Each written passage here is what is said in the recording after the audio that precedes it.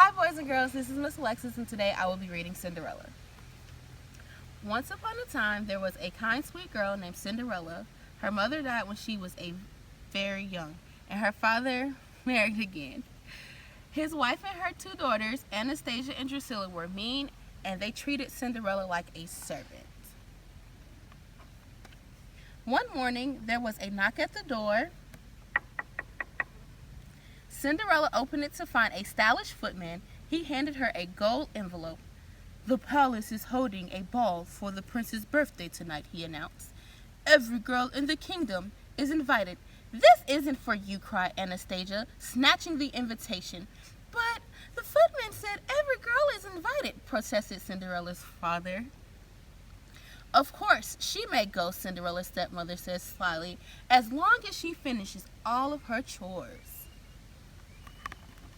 But no matter what Cinderella worked on, her list of jobs kept growing.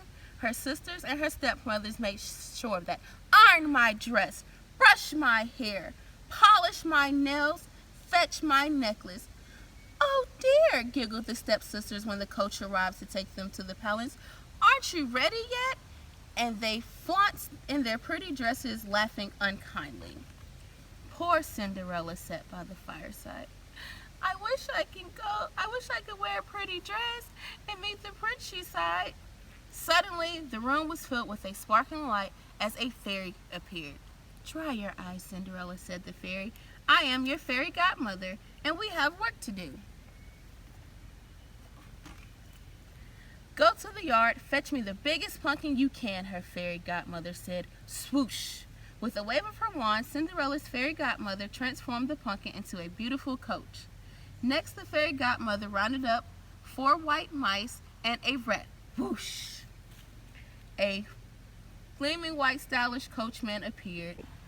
"Now for you," said the fairy godmother. Swoosh! Cinderella's plain dress transformed into a wave of soft silky, and on her feet appeared 2 glass slippers. "Now remember," said her fairy godmother, "my magic won't last. At midnight, on the final stroke of 12, everything you see before you will disappear." When Cinderella entered the ballroom, the guests couldn't take their eyes off her, and neither could the prince. He rushed over and asked her to dance. Anastasia and Drusilla watched grumpily from the side. Suddenly, the palace clock began to strike. Boom! Boom! Cinderella remembered her fairy godmother's warning. The magic was about to end. "I'm sorry," she cried. "I have to go." The prince chased after her, but he was too late. All that remained was Cinderella's glass slipper. The next day, the prince set out to find a beautiful girl from the ball. "Everyone in the land must try on the slipper," he said. Girl after girl tried to squeeze their foot into the tiny slipper, but with no success. The prince finally arrived at Cinderella's house. Anastasia and Drusilla fought, but they could not force their big feet into the dainty slippers. "Let Cinderella try," said her father bravely. The prince slid the slipper onto Cinderella's foot.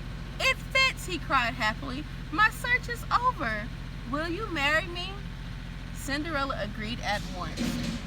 The prince and Cinderella got married and lived happily ever after in the palace. Meanwhile, Anastasia and Drusilla had to polish their own shoes and iron their own dresses, and that made them grumpier than ever. The end.